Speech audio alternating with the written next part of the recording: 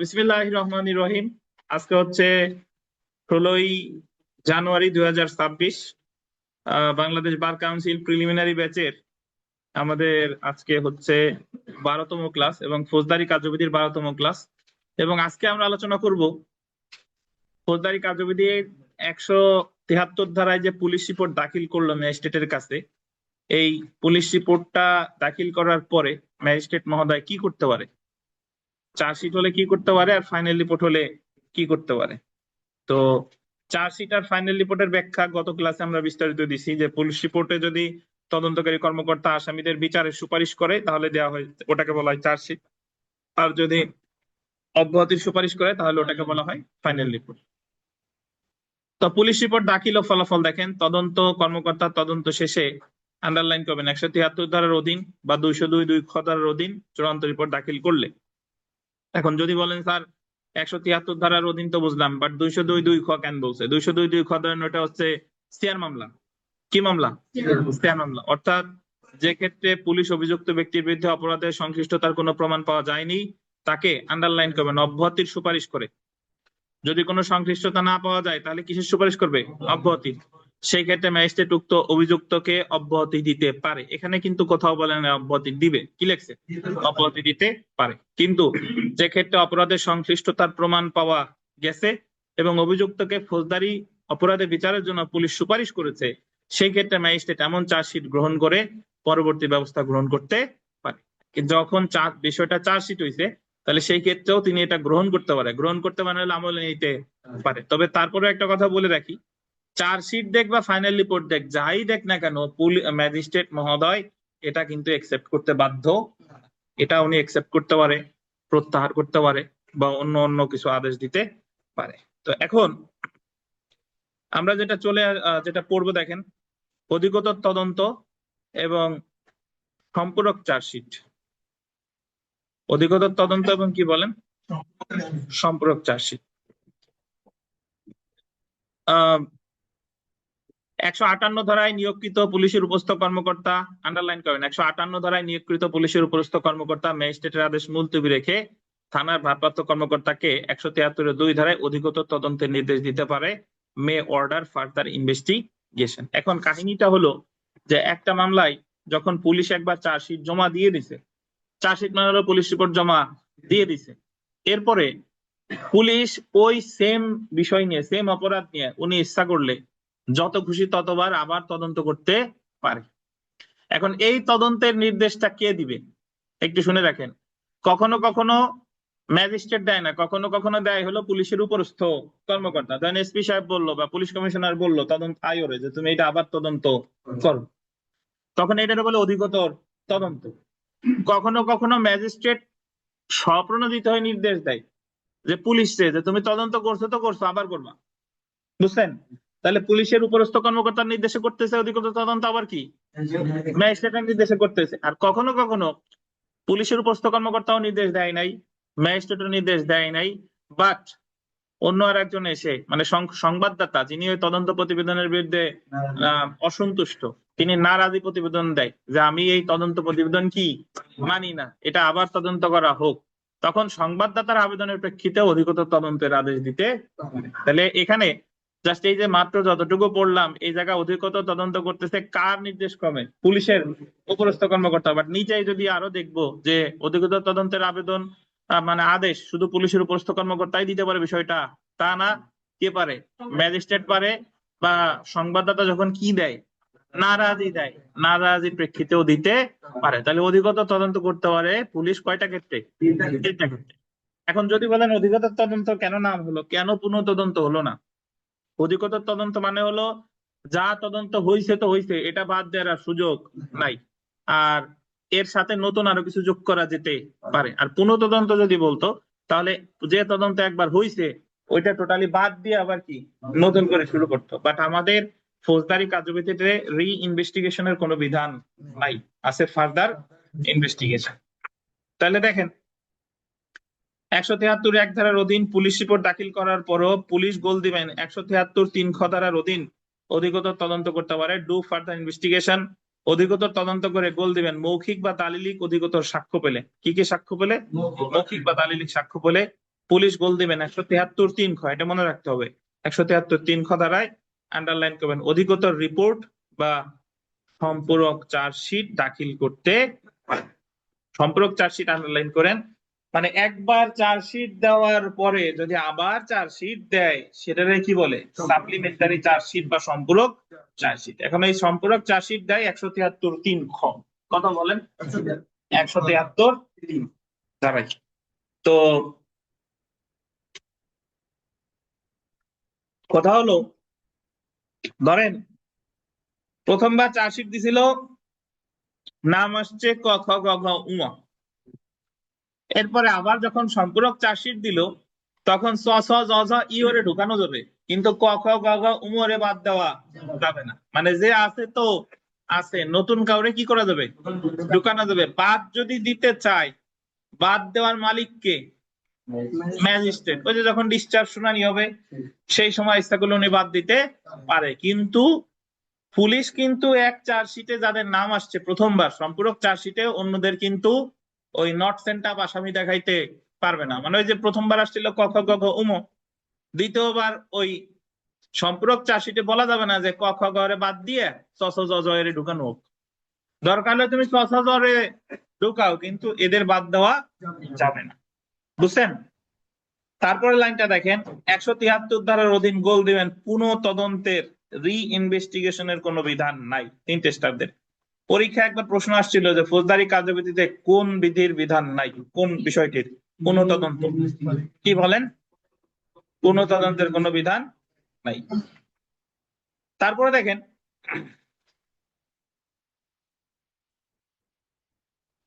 তথ্য প্রদানকারীর বা থানার ভারপ্রাপ্ত ঊর্ধ্বতন কর্মকর্তার আবেদন করবে। এই তথ্য প্রদানকারী আন্ডারলাইন করেন। তথ্য প্রদানকারী এর নিচে লেখেন 1। তথ্য প্রদানকারীর নিচে কি লিখবেন? 1। থানার ভারপ্রাপ্ত ঊর্ধ্বতন কর্মকর্তার আন্ডারলাইন করে এর নিচে লেখেন 2। পাইছেন?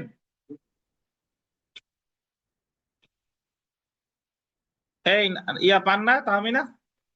আর ম্যাজিস্ট্রেট তার নিজ উদ্যোগে, এটা আন্ডারলাইন করে এর নিচে লেখেন 3।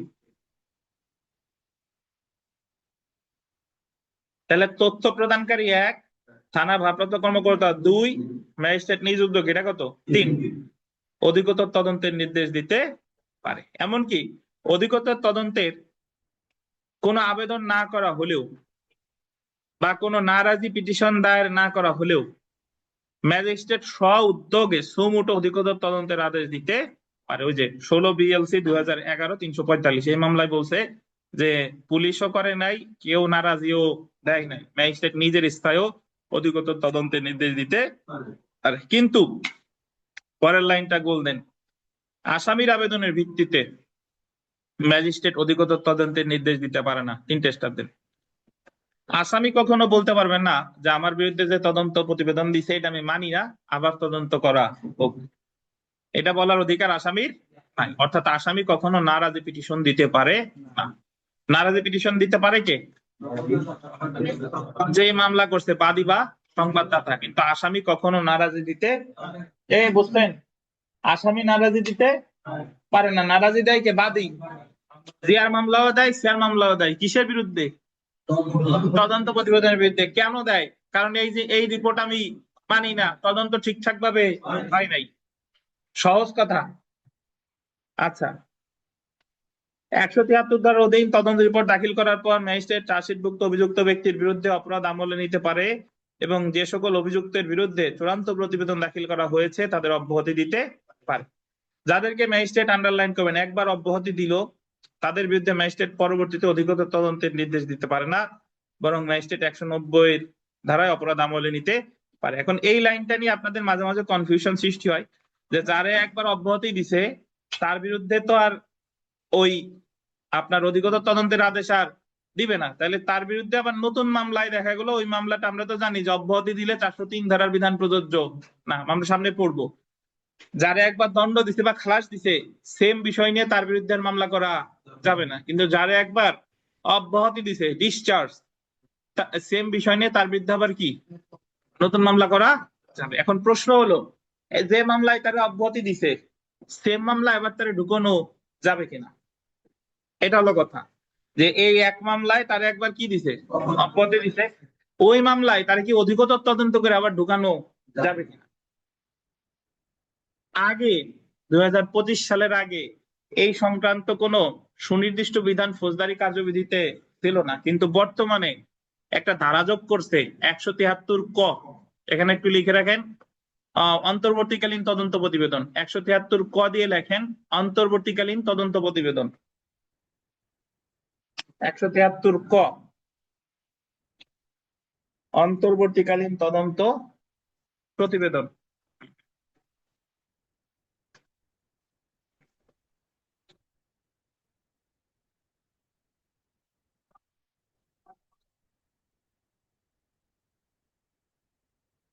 একশো তিয়াত্তর ক বা 173 এ, এই এ কোন এ হবে বলেন তো? বড় হাতের ক্যাপিটালে। এটাকে কি বলে? অন্তর্বর্তীকালীন তদন্ত প্রতিবেদন। একটু কাহিনী শুনেন, এত বিস্তারিত জাস্ট মনে রাখতে হবে, আমি একটু বলে দিই। সেটা হলো যে বর্তমানে 2025 সালের সংশোধনীতে ওই নিয়ম করছে যে যখন একটা মামলার তদন্ত চলমান আছে, ধরেন একটা মামলা তদন্ত প্রতিবেদন তো আজকে এফআইআর হয়েছে, তদন্ত তো কালকের মধ্যে দেয় না, এটা তো একটা সময় সাপেক্ষ ব্যাপার। এখন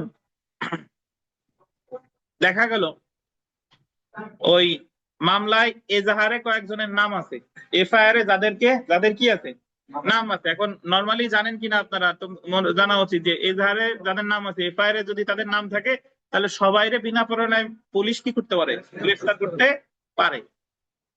তো এখন এবং তারা মোটামুটি দড়ির উপর থাকে। ধরেন আমি যদি এইভাবে বলি যে গোপালগঞ্জের 13 জন বা 14 জন, কয়জন অ্যাডভোকেটের উপর মামলা দিছে? 14 জন।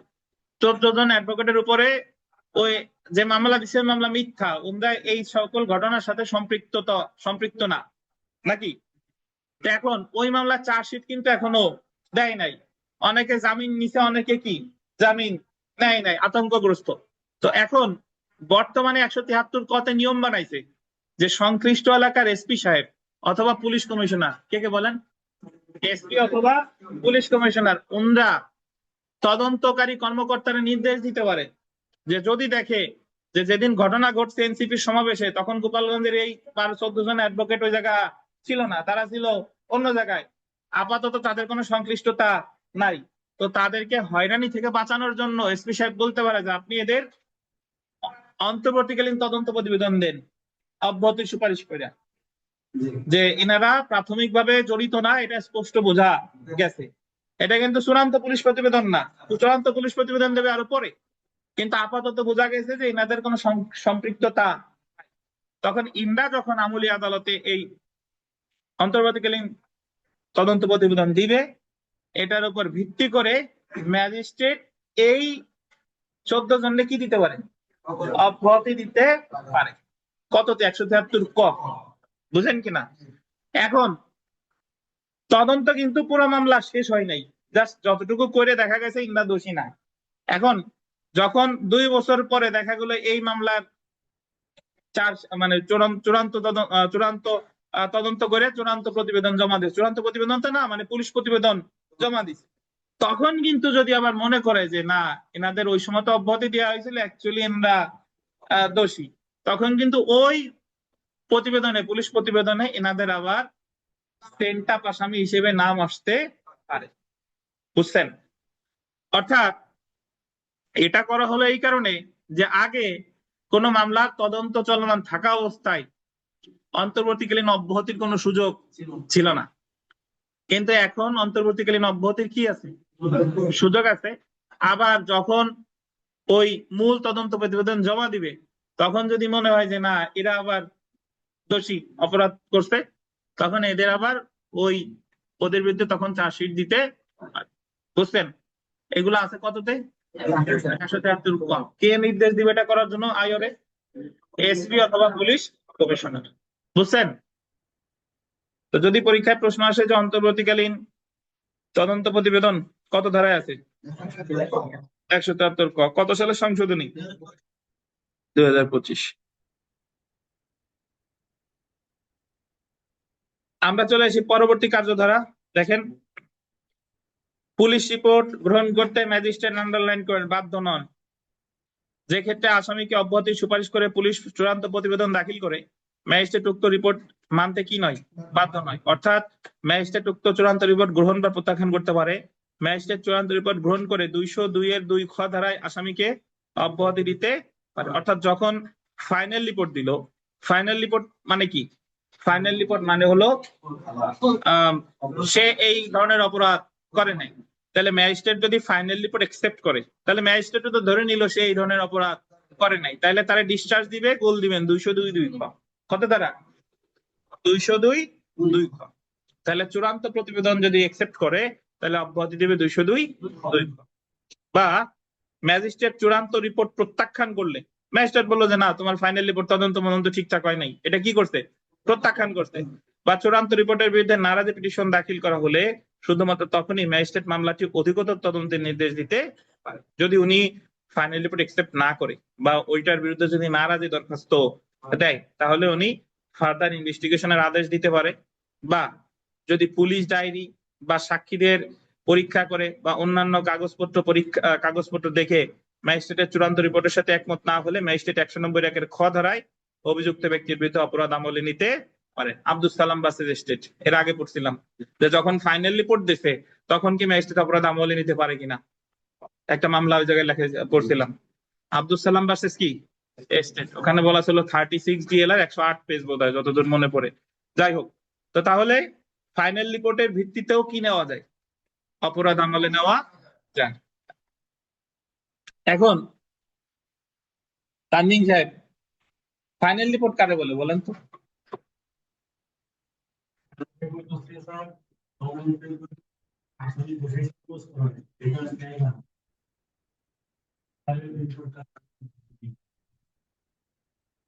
ধারেও তো বসেন না যে জাকি টাকি দেবো, দূরে থাকেন।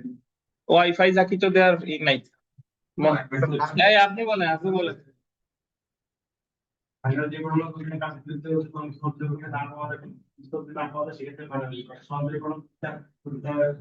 এই তো আবার যেটা ফাইনাল সেটাই চূড়ান্ত, একই জিনিস। চার্জশিট বলতে পারেন, চার্জশিট। বুঝছেন? আপনারা যে পারেন না তা আমি বিশ্বাস করি না, আপনাদের মনোযোগের অভাব। আচ্ছা, তাহলে ফাইনাল রিপোর্ট হলো পুলিশ তদন্ত করে অমুক অমুক অমুক অপরাধ করে নাই, ফাইনাল রিপোর্ট। আর অমুক অমুক অমুক অপরাধ করছে, এটা হলো চার্জশিট। বুঝছেন? এখন চার্জশিট দেখ আর ফাইনাল রিপোর্ট দেখ, এই দুইটারে করতে বলে কি? Police report. Police report accept করতে ম্যাজিস্ট্রেট বাধ্য, উনি একসেপ্ট করতে পারে, উনি অধিকতর তদন্তের নির্দেশ দিতে পারে, উনি প্রত্যাখ্যানও করতে পারে। এ হলো কথা।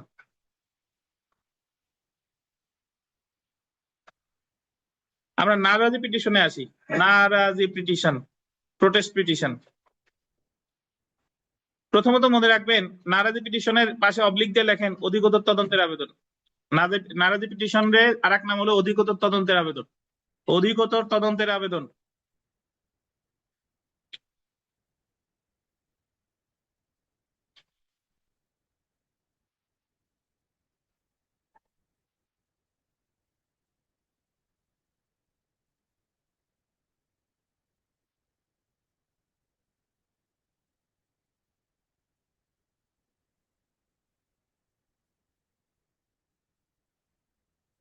নারাজি অর্থ হলো আমি মানি না। দাখিলকৃত তদন্ত বা অনুসন্ধান প্রতিবেদনের বিরুদ্ধে গোল দেবেন সংক্ষুব্ধ এজাহারকারী, আন্ডারলাইন করবেন সংবাদদাতা বা নালিশকারী উক্ত রিপোর্ট প্রত্যাখ্যান করে যে দরখাস্ত বা পিটিশন দাখিল করে তাকেই নারাজি পিটিশন বলে। তাহলে যে তদন্ত বা অনুসন্ধান প্রতিবেদন, ওটার বিরুদ্ধে যায় যিনি মামলা করছে, যিনি বাদী, তিনি যদি বলে যে না, এই প্রতিবেদন আমি কি মানি না, বা এই প্রতিবেদনের বিরুদ্ধে আমি সন্তুষ্ট না, এ জায়গা ঠিকঠাক ভাবে তদন্ত করা হয় নাই, তাহলে সেই ক্ষেত্রে যে অধিকতর তদন্তের যে আবেদনটা করে সেটাকে বলে নারাজি পিটিশন, ইংরেজিতে বলে প্রোটেস্ট পিটিশন। এখন এই নারাজি শব্দটা আপনি ফৌজদারি কার্যবিধি 1898 যদি তন্ন তন্ন করে তল্লাশি করেন, কোথাও কিন্তু নারাজি শব্দ নাই। বাট প্র্যাকটিসে মানে ফৌজদারিতে আপনি যেটা পাবেন সেটা হলো কিসের আবেদন? অধিকতর তদন্তের আবেদন। আর অধিকতর তদন্তের আবেদনের আর এক নাম কি? নারাজি। বুঝতে পারছেন? এখন দেখেন, যে নারাজি দরখাস্ত দাখিল করতে পারে এটা অলরেডি আমরা জানি। যে নারাজি দরখাস্ত দাখিল করতে পারে বাদী, তাতে সেটা জিয়ার মামলা হোক সিআর মামলা হোক। নারাজি কখনো কে দিতে পারবে না? আসামি দিতে পারবে না। আসামি বলতে পারবে না যে আমার বিরুদ্ধে যে তদন্ত হয়েছে এটা আমি মানি না, আবার তদন্ত করা হোক। দেখেন, জিআর বা এফআইআর মামলার ক্ষেত্রে তদন্ত কর্মকর্তা ফাইনাল রিপোর্ট দাখিল করলে এজাহারকারী বা সংবাদদাতা উক্ত চূড়ান্ত রিপোর্টের বিরুদ্ধে নারাজি পিটিশন দাখিল করতে পারে। এমন এমন নারাজি পিটিশনকে ম্যাজিস্ট্রেট নালিশি, এটা আন্ডারলাইন করেন, এটা বিবিআই, এমন নারাজি পিটিশনকে ম্যাজিস্ট্রেট নালিশি দরখাস্ত হিসেবে গ্রহণ করে। দেখছেন, এমন নারাজি পিটিশনকে কি নালিশি দরখাস্ত হিসেবে গ্রহণ করে 200 থেকে 203 ধারার বিধান অনুসরণ করতে পারে। দেখেন, নারাজি পিটিশনটা জিআর মামলায় দেখ অথবা সিআর মামলায় দেখ অনুসরণ করবে 200 থেকে 203 ধারার বিধান। অ্যাকচুয়ালি 200 থেকে 203 ধারায় কি আছে সংক্ষেপে মনে করাই দিই। 200 ধারা আছে জবানবন্দি, 201-এ কি ফেরত দেওয়া, 202-এ তদন্ত বা অনুসন্ধান, আর 203-এ নালিশ কি খারিজ। তাহলে নারাজি পিটিশনটা একটা নালিশি দরখাস্ত হিসেবেই কিন্তু বিবেচনা করা হয়, তাতে সেটা জিআর মামলায় দেখ অথবা কি সিআর মামলায় দেখ। অর্থাৎ 200 ধারায় নালিশকারীর শপথ পূর্বক, এটা বললেন, শপথ পূর্বক জবানবন্দি গ্রহণ করে অপরাধ আমলে নিতে পারে এবং অনুসন্ধান বা অধিকতর তদন্তের নির্দেশ দিতে পারে, বা 203 ধারায় নালিশটি কি করতে পারে, খারিজ করতে পারে। তো এখানে একটা মজার জিনিস দেখেন, আপনাদের একটু ঠান্ডা মাথায় চিন্তা করেন যে 190 ধারায় অপরাধ আমলে নেয় কয়টা উৎসের উপর ভিত্তি করে? 3টা। নালিশি দরখাস্ত হলে 190-এর ক, জিআর নন জিআর হইলে মানে তদন্ত প্রতিবেদনের উপর ভিত্তি করে 190-এর খ, আর নিজের ইচ্ছায় 190-এর কত ক। এখন ধরেন একটা জিআর মামলায় একজন নারাজি দিতে, জিআর মামলায় যদি আমলে নিত ম্যাজিস্ট্রেট কত, 190-এর খ, কিন্তু জিআর মামলায় তো উনি নারাজি দিছে, নারাজি দরখাস্তের উপর ভিত্তি করেও ম্যাজিস্ট্রেট সরাসরি আমলে নিতে পারে। এখন জিআর মামলায় নারাজি দিলে আমরা তো নরমালি জানি জিআর মামলা আমলে নেয় কত, 190-এর খ, কিন্তু জিআর মামলায় নারাজি দিলে ওই মামলা যদি আমলে নেয়, আমলে নেবে কত, 190-এর ক। কত বলেন? 190-এর ক। তার মানে নারাজি জিআরে দেখ, নন জিআরে দেখ, সিআরে দেখ, নারাজি অলওয়েজ আমলে নিবে কততে, 190-এর কতে। আর যদি পুলিশ রিপোর্টের ভিত্তি করে সরাসরি আমলে নিত তাহলে হলো 190-এর খ। ম্যাজিস্ট্রেট স্বপ্রণোদিত হয়ে আমলে নিলে 190-এর গ।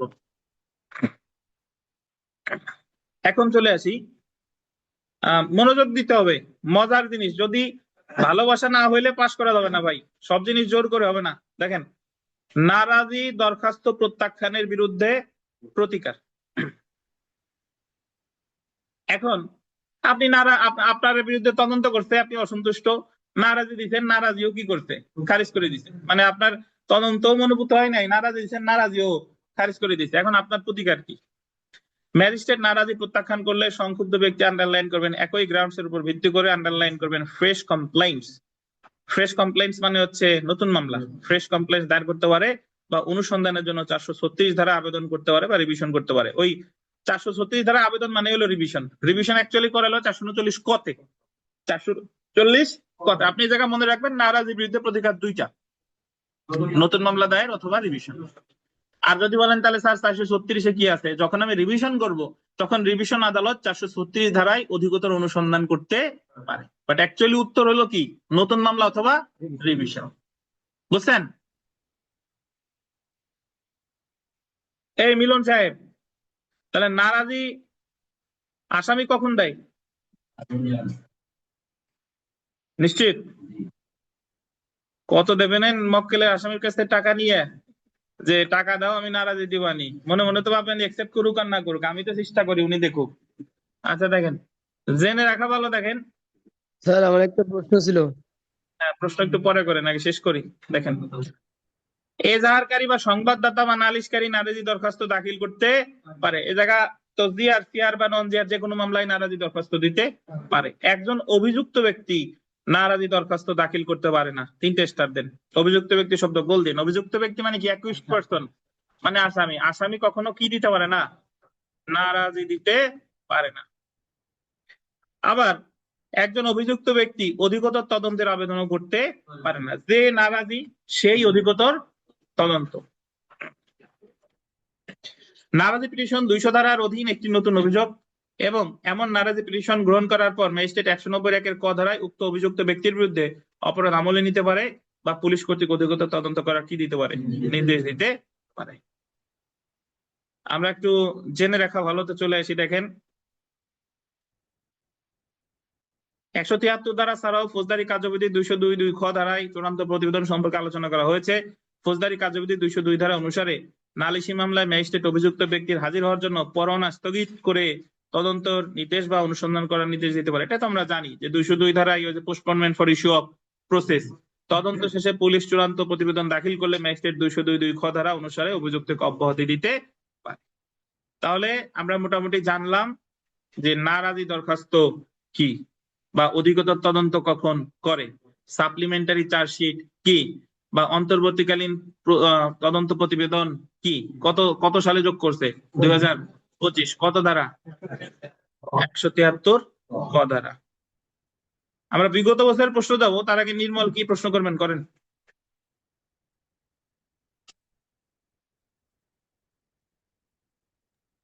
স্যার বলেন। স্যার প্রশ্নের উত্তর পেয়ে গেছি স্যার। আপনি বলেন না যে ধৈর্য ধরে থাকতে হবে স্যার, ধৈর্য ধরে থাকার পরেই দেখছি উত্তরটা পেয়ে গেছি স্যার। ঠিক আছে, ধৈর্য ধারণ করবেন। এই পৃথিবীতে ধৈর্যের চেয়ে বড় কিছু নাই। ধৈর্য অনেক কষ্টের, বাট ফল যখন পাবেন তখন আমার মনে হবে যে একেবারে ওই ধৈর্যের ফল যে এত মিষ্টি, অত আবার সুগার পারবে না। দেখেন আমরা বিগত বছরের প্রশ্ন পড়ি, কোন মামলায় তদন্তকারী কর্মকর্তা তদন্ত শেষে চূড়ান্ত প্রতিবেদন দাখিল করলে, চূড়ান্ত প্রতিবেদন মানে বুঝেন, মানে ফাইনাল রিপোর্ট, মানে আসামিদের সম্পৃক্ততা পায় নাই, ম্যাজিস্ট্রেট উক্ত চূড়ান্ত প্রতিবেদন অসন্তুষ্ট হলে, এখন ম্যাজিস্ট্রেটের কাছে আবার মনে হচ্ছে যে না এটা ঠিকঠাক ভাবে হয় নাই, ম্যাজিস্ট্রেটের কোন আদেশটি সঠিক? চার্জশিট দাখিলের নির্দেশ, নতুন ভাবে তদন্ত, পুনঃ তদন্ত, অধিকতর তদন্ত। কি বলেন? অধিকতর তদন্ত। কারণ ফৌজদারি কার্যবিধিতে পুনঃ তদন্ত আছে না, ফৌজদারি কার্যবিধিতে কি আছে? অধিকতর তদন্ত।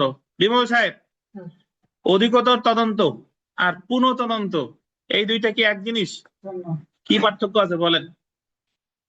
ব্যক্তিগত তদন্ত যেটা হয় যাদের বিরুদ্ধে অভিযোগ আগে দায়ের করা আছে, তাহলে ওই অভিযোগ থেকে তাদের বাদ দেওয়া যাবে না, নতুন এডিশন করা যাবে, যোগ করা যাবে। কিন্তু পুনঃতদন্ত বিধান ঘোষণার কাজ নাই হোক, কিন্তু পুনঃতদন্তর ব্যাপারে নতুন করে প্রতিবেদন দেওয়া যায়। জি, পুনঃ তদন্ত মানে আগে যা হয়েছে সব বাদ, নতুন করে বের। অধিকতর মানে হলো আগে যা আছে তাকে থাকবে, নতুন করে কিছু যোগ হবে, এ হলো কথা। তো আমরা 2 নাম্বার প্রশ্নটা যদি দেখি, কখন অধিকতর তদন্ত করা যায়, এখানে উত্তরে অনেক কিছু আছে। দেখেন, অপর্যাপ্ত সাক্ষ্য পেলে, কোনো তদন্ত কর্মকর্তা পরিবর্তন হলে, আসামি আবেদন করলে, মামলার যে কোনো পর্যায়ে কি হবে? অপর্যাপ্ত সাক্ষ্য পেলে। তারপরে দেখেন 13 বিজিএস পরীক্ষা একটা প্রশ্ন এসেছে, দারুণ প্রশ্ন, যে the code of criminal procedure 1898 নিম্নোক্ত কোন শব্দটির প্রয়োগ নাই? ইনকোয়ারি, ইনভেস্টিগেশন, রি ইনভেস্টিগেশন, ফার্দার ইনভেস্টিগেশন। কোনটা? রি ইনভেস্টিগেশন। রি ইনভেস্টিগেশন মানে কি? তদন্ত। তারপরে চলে আসি 4 নাম্বার, ম্যাজিস্ট্রেট ফাইনাল রিপোর্ট গ্রহণ করলে অভিযোগকারী নারাজি পিটিশন দায়ের করে, কিন্তু ম্যাজিস্ট্রেট নারাজি পিটিশনও প্রত্যাখ্যান করলে, এই ক্ষেত্রে প্রতিকার কি? দায়ের আজজ কোর্টে কি দেয়? রিভিশন দেয়। বুঝতে পারছেন? তো 6 নাম্বার সবশেষের প্রশ্নটা দেখেন, 2013 সালে আসছিল। 13 সালে আসছিল, দেখেন যখন ম্যাজিস্ট্রেট ফাইনাল রিপোর্ট গ্রহণ করে তখন আসামি কি পেতে পারে? অব্যাহতি। ফাইনাল রিপোর্ট গ্রহণ করতে মানে কি? যে ম্যাজিস্ট্রেটের কাছে মনে হয়েছে যে পুলিশ যে ফাইনাল রিপোর্ট দিছে যে অমুক অমুক অমুক দোষ করে নাই, এটা গ্রহণ করছে, তাহলে আসামির কি দিবে? অব্যাহতি দিবে। আবার আসি আপনার কাছে, যদি ফাইনাল রিপোর্ট প্রত্যাখ্যান করে ম্যাজিস্ট্রেট, তাহলে কি আদেশ দিবে বলেন? ফাইনাল রিপোর্ট, আপনারা দুইজন মিলে উত্তর দেন। ফাইনাল রিপোর্ট গ্রহণ করলে তো আসামির অব্যাহতি দিল, ফাইনাল রিপোর্ট যদি প্রত্যাখ্যান করে তাহলে কি করতে পারে? অধিকতর তদন্তের আদেশ। আচ্ছা হয়েছে, আর আর কি পারে? আরো পারে, আর কি পারে?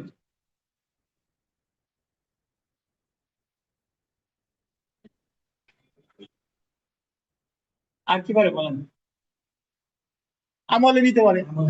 সরাসরি কি অধিকতর তদন্তেরও নির্দেশ দিতে পারে, আবার সরাসরি আমলেও নিতে পারে। তাহলে ফাইনাল রিপোর্ট যদি গ্রহণ করে তার মানে ডিসচার্জ, আর ফাইনাল রিপোর্ট প্রত্যাখ্যান করছে তাহলে ডিসচার্জ না, তাহলে হয় ফার্দার ইনভেস্টিগেশনের আদেশ দিবে আর না হলে কি নিবে, আমলে নিবে। তো সেলফ প্র্যাকটিসে আসেন। সেলফ প্র্যাকটিসের 5 নম্বর প্রশ্নটা দেখেন, ম্যাজিস্ট্রেটের নিকট তদন্ত রিপোর্ট প্রেরণ করবে কে? থানার ভারপ্রাপ্ত কর্মকর্তা। লুৎফর সাহেব বলেন তো উনি কয় বছর ভারপ্রাপ্ত থাকবে? আর থানার ভারপ্রাপ্ত কর্মকর্তা কত বছর ভারপ্রাপ্ত থাকার পরে কর্মকর্তা হবে? এক সময় যে ভারপ্রাপ্ত থাকবে না, তাই তো? তাহলে সেটা বলেন। তাহলে ওনার পদটার নামই থানা। আচ্ছা দেখেন 10 নম্বর দেখেন, ম্যাজিস্ট্রেট কত ধারার অধীনে পুলিশের চূড়ান্ত রিপোর্ট গ্রহণ করে আসামিকে অব্যাহতি দিতে পারে? 202 খ। এখন আরেকটা জিনিস একটু বলে দিই, সেটা হলো জিআর মামলা হোক আর সিআর মামলা হোক, যদি পুলিশ রিপোর্টের উপর ভিত্তি করে অব্যাহতি দেয় সেটা হবে 202 খ অব্যাহতি। জিআর মামলায় দেখ আর সিআর মামলায় দেখ, ওই তদন্ত প্রতিবেদনের উপর ভিত্তি করে যদি অব্যাহতি দেয়, অব্যাহতিটা দিবে কততে? 202 খ। 202 খ। হুম। 14 নম্বর প্রশ্নটা একটু পড়ি দেখেন, ফৌজদারি কার্যবিধির 173 খ ধারায় নিম্নলিখিত কোন বিষয়টি আলোচনা করা হয়েছে? 173 খ কি? অধিকতর তদন্ত।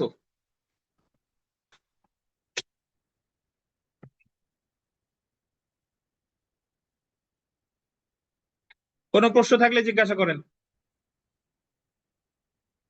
কারো কোনো প্রশ্ন আছে?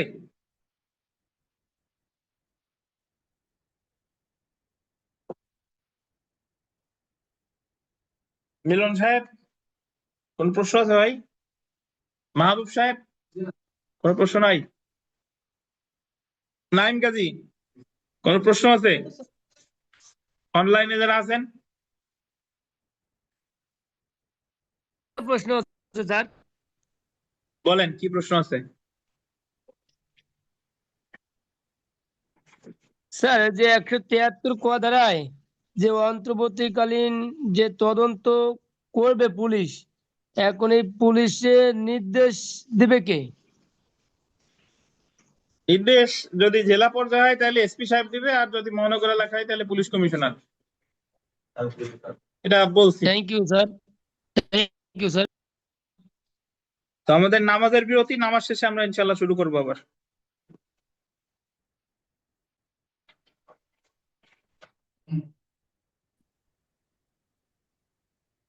তো আমরা বিরতির পর পড়া শুরু করি। দেখেন ধারা 174 থেকে 176 এখানে আলোচনা করেছে আত্মহত্যা, অস্বাভাবিক মৃত্যু বা পুলিশ হেফাজতে মৃত্যুর বিষয়ে তদন্ত বা অনুসন্ধান। ধারা 174 থেকে 176 এখান থেকে এবার লিখিত পরীক্ষায় প্রশ্ন আসছে যে ইউডি কেস কি, অপমৃত্যুর মামলা কি। তো এখানে টাইটেলটা যদি আপনি দেখেন, আত্মহত্যা, অস্বাভাবিক মৃত্যু বা পুলিশ হেফাজতে মৃত্যুর বিষয়ে তদন্ত বা অনুসন্ধান। তো এখানে একটা বিষয় শুনে রাখেন, যেটা হলো যে এক্ষেত্রে কোনো ব্যক্তির অস্বাভাবিক মৃত্যু হয়, অস্বাভাবিক মৃত্যু হলো কোনগুলা? যেগুলো বোঝা যাচ্ছে না যে হত্যাকাণ্ডটা কে ঘটাইছে। স্বাভাবিক মৃত্যু না, আবার কে ঘটাইছে এটাও কি বোঝা যাচ্ছে না, সেই ক্ষেত্রে অপমৃত্যুর মামলা হয়, ইউডি কেস বলে, আনন্যাচারাল ডেথ। তো এই ইউডি কেস তদন্ত করে পুলিশ, তদন্ত করে 174 ধারায়। আর সেম কেসটা ম্যাজিস্ট্রেট তো কখনো তদন্ত করতে পারে না, ম্যাজিস্ট্রেট করে কি? অনুসন্ধান। সেম ঘটনা ম্যাজিস্ট্রেট পুলিশের সাথে সাথে অথবা পুলিশের পরিবর্তে অনুসন্ধান করে 176 ধারায়। তাহলে যদি বলে যে অপমৃত্যুর মামলা পুলিশ তদন্ত করে কত ধারায়? 174। অপমৃত্যুর মামলা ম্যাজিস্ট্রেট পুলিশের মানে ইন এডিশন টু, পুলিশের অতিরিক্ত হিসেবে বা পুলিশের পরিবর্তে অনুসন্ধান করে কত ধারায়? 173। বুঝতে পারছেন? এছাড়া মাঝে একটা ধারা বাদ গেছে, সেটা 175। স্যার একটু রিপিট করে দেন। বলছি যে হ্যাঁ রিপোর্ট করবো, আপনি শুনেন আগে, আগে বই দেখেন না। অপমৃত্যু আত্মহত্যা যদি কেউ করে, সড়ক দুর্ঘটনা যখন হয়, কে সড়ক দুর্ঘটনা করলো মানে কে চাপা দিয়ে গেছে জানা যায় নাই, আত্মহত্যা করছে, কোনো প্রয়োজনা নাই, নিজের ইচ্ছায় আত্মহত্যা করছে, তাহলে এইগুলা এই সংখ্যা বা অস্বাভাবিক মৃত্যু, কুকুরে কামড়ায় মেরে ফেলছে, সাপে কামড়ায় মেরে ফেলছে, এইগুলা হলো কি অপমৃত্যুর মামলা। এই অপমৃত্যুর মামলা মানে আপনি যদি জানেন যে অমুক হত্যাকাণ্ড ঘটাইছে, তখন তো সেটা অপমৃত্যু থাকে না, তখন ওটা হয়ে যাবে কি এফআইআর। বাট যখন জানা যাচ্ছে না বা অ্যাকচুয়ালি জানার কোনো কারণও নাই, তাহলে সেই ক্ষেত্রে এটা অপমৃত্যুর মামলা। অপমৃত্যুর মামলা পুলিশ তদন্ত করে 174 ধারায়। আর অপমৃত্যুর মামলা পুলিশ তো তদন্ত করতেছে, পুলিশের সাথে সাথে ম্যাজিস্ট্রেট অনুসন্ধান করতে পারে 176, অথবা পুলিশের পরিবর্তে অনুসন্ধান করবে ম্যাজিস্ট্রেট কততে 176। অর্থাৎ পুলিশ যখন অপমৃত্যু মামলা তদন্ত করলো, ওটার সাথে সাথে ম্যাজিস্ট্রেটও করতে পারে, অথবা পুলিশের পরিবর্তে ম্যাজিস্ট্রেট করতে পারে কত 176। এ হলো কথা। এখন যে কথা বলতেছিলাম, মাঝে ধারা ভাগ থেকে গেছে কয়টা, একটা 175। 175 হলো পুলিশ ওই যে অপমৃত্যুর মামলা সম্পর্কে যারা ওই ঘটনা সম্পর্কে জানে তাদের পরিচিত ব্যক্তিদের সমন দিবে যে তুমি কি জানো বলে যাও, এটা হলো 175। ধরেন একজন ব্যক্তি আত্মহত্যা করছে, এখন অপমৃত্যুর মামলা হয়েছে, পুলিশ তদন্ত করতেছে, এখন অপমৃত্যুর মামলায় পরিবারের সদস্যদের ডাকতে পারে থানায় যে আপনি এসে আমাদের সাথে দেখা করেন, ওই যে 160 ধারায় তলব করে মনে আছে। তাহলে এই ক্ষেত্রে অপমৃত্যুর মামলার ক্ষেত্রে তলব করে কততে 175 ধারায় লেখা আছে। এই যে দেখেন একেবারে শুরুতে, বিমল সাহেব আপনার পুরাতন বইতেও আছে, যদি ভাবে দেখেন পুরাতন বইতে নাই, আছে দেখেন। ফৌজদারি কার্যবিধির 174, 175, 176 ধারা আত্মহত্যার বিষয়ে অনুসন্ধান বা হঠাৎ বা সন্দেহজনক সহিংস বা অস্বাভাবিক মৃত্যুর ক্ষেত্রে অনুসন্ধান সম্পর্কে আলোচনা করা হয়েছে। এমন মৃত্যুর ক্ষেত্রে 174 ধারায় পুলিশ কর্তৃক অনুসন্ধান বা তদন্ত। অ্যাকচুয়ালি পুলিশ তো কখনো অনুসন্ধান করতে পারে না, পুলিশ করে কি তদন্ত। আর 173 ধারায় ম্যাজিস্ট্রেট কর্তৃক অনুসন্ধান সম্পর্কে আলোচনা করা হয়েছে। 175 ধারা আন্ডারলাইন করবেন। 175 ধারায় তদন্ত পরিচালনাকারী পুলিশ কর্মকর্তা মামলার সাথে পরিচিত ব্যক্তিকে হাজিরার জন্য সমন ইস্যু করতে পারে।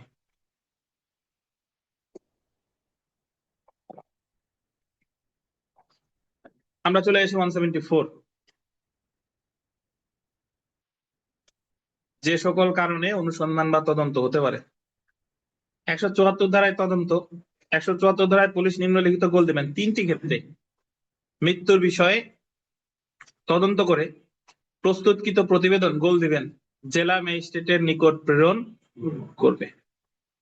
তাহলে যদি পরীক্ষায় প্রশ্ন আসে যে কয়টা ক্ষেত্রে পুলিশ অপমৃত্যুর মামলা তদন্ত করতে পারে, তিনটি ক্ষেত্রে। অপমৃত্যু লিখে রাখেন, অপমৃত্যু বা আনন্যাচারাল ডেথ। ইউডি মামলা, যদি বলে ইউডি মামলা তদন্ত করে বা ইউডি মামলা সম্পর্কে বলা আছে কোথায়, 174 ধারায়, ফৌজদারি কার্যবিধির 174 ধারায়। কয়টা ক্ষেত্রে ইউডি মামলা হয়, তিনটা ক্ষেত্রে।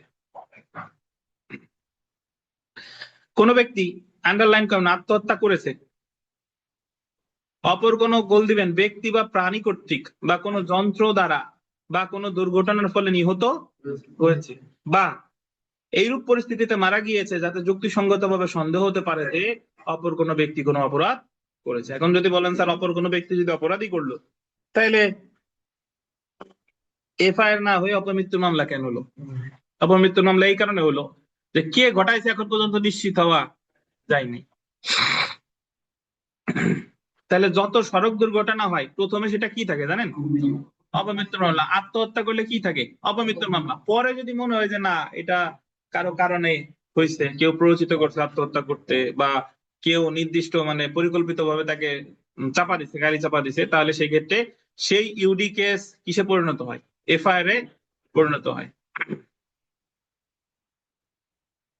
আচ্ছা, 174 ধারায় উল্লেখিত কারণে কোনো ব্যক্তি মারা গেলে সেই বিষয়ে থানার ভারপ্রাপ্ত কর্মকর্তা, আন্ডারলাইন করবেন, থানার ভারপ্রাপ্ত কর্মকর্তা বা সরকার কর্তৃক বিশেষভাবে ক্ষমতাপ্রাপ্ত অন্যান্য পুলিশ কর্মকর্তা সুরতহাল করতে ক্ষমতা সম্পন্ন নির্বাহী ম্যাজিস্ট্রেট, আন্ডারলাইন করবেন, নির্বাহী ম্যাজিস্ট্রেটের নিকট সংবাদ প্রদান করবে।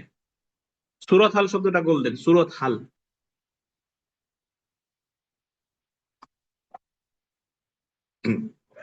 আগে বুঝেন সুরতহাল বিষয়টা কি। সুরতহাল ঘটনার পর পর আপনার সুরতের ওই লাশের সুরতের কি হাল আছে সুরাত মানে তো বুঝেন চেহারা, আর হাল মানে কি অবস্থা।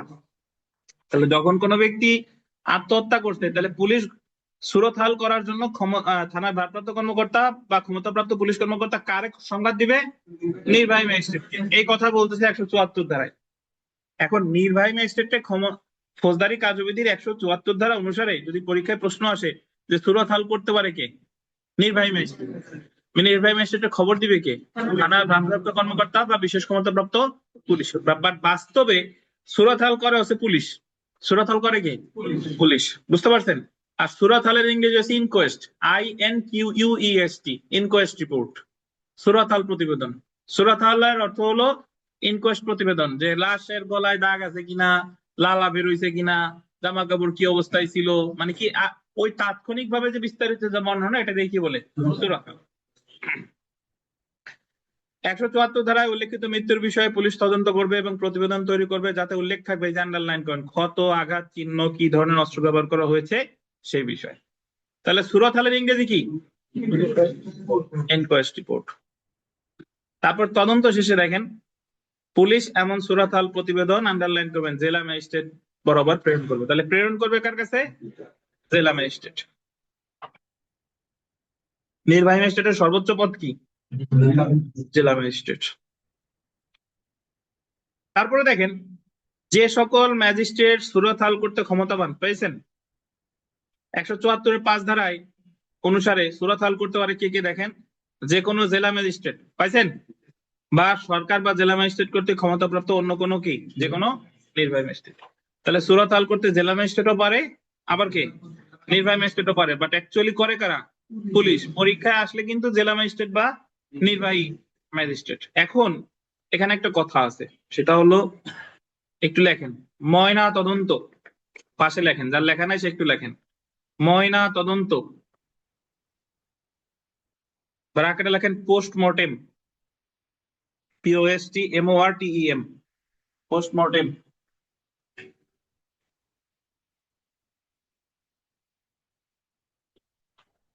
রিপোর্ট।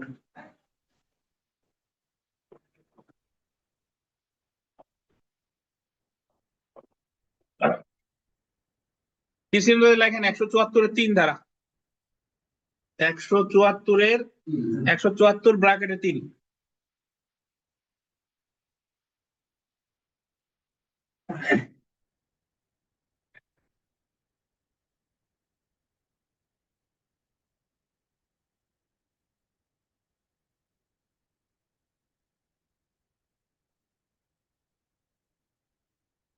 লিখছেন? এই ময়না তদন্ত কারা করে জানেন? ময়না তদন্ত করে হলো সিভিল সার্জন, ডাক্তার। যে কোনো ব্যক্তি যখন মারা যায়, প্রথম হয় সুরত হাল, ইনকোয়েস্ট রিপোর্ট, তারপরে হয় কি? ময়না তদন্ত, পোস্টমর্টেম। তো সুরত হালে কিন্তু ডাক্তারের কোনো সম্পৃক্ততা নাই, আছে? সুরত হালে সম্পৃক্ততা আছে কার? পুলিশ এবং ম্যাজিস্ট্রেটের। এখন এই ময়না তদন্ত আছে ডাক্তার করে, 174-এর 3 ধারা। এখানে যাদের লেখা আছে তো আছে, না লেখা থাকলে একটু লেখেন, যে আপনার আবহাওয়া খারাপ হলে, ব্ল্যাক কফি খাওয়া, আবহাওয়া খারাপ হলে বা দূরত্বের কারণে, আবহাওয়া খারাপ, যাদের লেখা আছে তারা লেখেন না, আবহাওয়া খারাপ হলে বা দূরত্বের কারণে, দূরত্বের কারণে লাশ পচে যাওয়ার আশঙ্কা থাকলে, লাশ পচে যাওয়ার আশঙ্কা থাকলে ময়না তদন্তের প্রয়োজন নেই।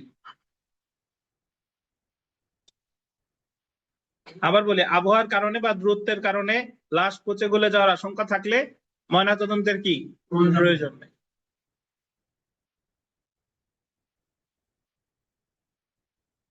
আমাদের গোপালগঞ্জে যখন এনসিপির সমাবেশ ডাকে, তখন আইন শৃঙ্খলা বাহিনীর সদস্যদের গুলিতে একজন লোক মারা যায় না? ওই যে রিক্সা চালক, রবিউল না কি জানি নাম ছিল, রমজান, যাই হোক, র দিয়ে নাম। পরবর্তীতে ওই কয়েকজনকে বা তাকে সুরত ময়নাতদন্ত না করে কি দিয়ে দিছে, মাটি দিয়ে দিছে, পরে আবার কিন্তু তুলছিল, মনে আছে?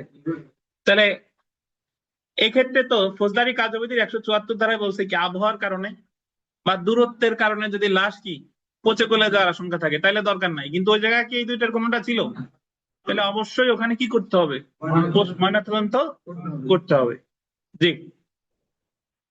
ভাই, আইন হচ্ছে আপনার জীবনে ওতপ্রোতভাবে জড়িত, তাতে আপনি আইন পড়েন আর না পড়েন, মানে আইনের স্টুডেন্ট যে আইন জানতে হবে তা না। আপনি যদি রাজনীতি করেন অবশ্যই আপনার আইন জানতে হবে, দেশ সম্পর্কে ধারণা রাখেন আইন জানতে হবে। ওই ট্রাম্প মাদুরোরে ধরে নিয়ে আসছে, আইনে কি বলে, পেপার পত্রিকা পড়লেই কি আইন জানতে হবে? তাহলে আইন কিন্তু অটোমেটিক্যালি আমাদের জানাই লাগবে, কোনো বিকল্প পথ নাই। তাহলে এখান থেকে প্রশ্ন আসতে পারে যে ফৌজদারি কার্যবিধির কত ধারায় ময়নাতদন্ত সম্পর্কে আলোচনা করছে? 174-এর 3। ময়নাতদন্ত কি করে? সিভিল সার্জন বা ডাক্তার, ঠিক আছে। ময়নাতদন্ত কখন করার প্রয়োজন নেই? আবহাওয়ার কারণে বা দূরত্বের কারণে লাশ পচে গলে যাওয়ার আশঙ্কা থাকলে। বুঝতে পারছেন? আর সুরত হালের ইংরেজি লিখছেন ইনকোয়েস্ট রিপোর্ট, এটা আছে 174-এর 5। 174-এর 5 না লিখে থাকলে লিখে ফেলেন, 174-এর 5 ধারা।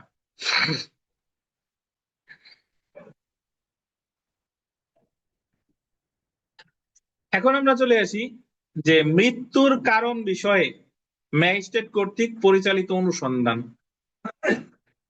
মৃত্যুর কারণ যে কাজটা পুলিশ করেছে কত ধারায়?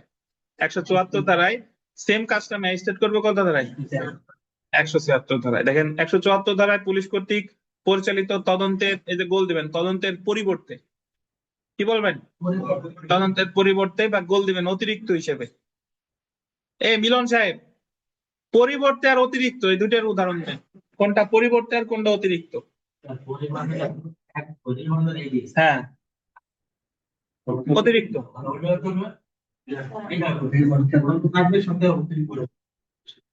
পরিবর্তে হলো সেই আমাদের মাহবুব সাহেব আজকে আমাদের জন্য কি নিয়ে আসছে, মোয়া আর চানাচুর। এখন একজনে ধরেন পীযুষ সে মোয়া দিতে গেছে, এখন পীযুষ বললো যে আমি মোয়া খাবো না, আমার চানাচুর দাও, এটা হলো কি পরিবর্তে। আর পীযুষ বলে যে মোয়া তো খাবো খাবো, এই চানাচুরও এক মুঠ দেওয়া লাগবে, এটা কি অতিরিক্ত হিসেবে। বুঝতে পারছেন? তাহলে 174-এর পরিবর্তে 176 হয়, আবার 174 তো আছেই, প্লাস হবে কত? 176।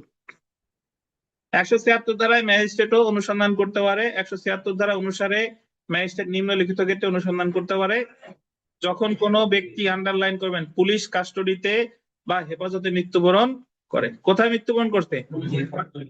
পুলিশ কাস্টডিতে, ঠিক আছে। পুলিশ কাস্টডি বুঝেন, মানে পুলিশের হেফাজতে ছিল, এমন সময় যে মারা গেছে, হয় না? বর্তমান প্রেক্ষাপটে অনেক নেতাকর্মী মারা যাচ্ছে না পুলিশের হেফাজতে।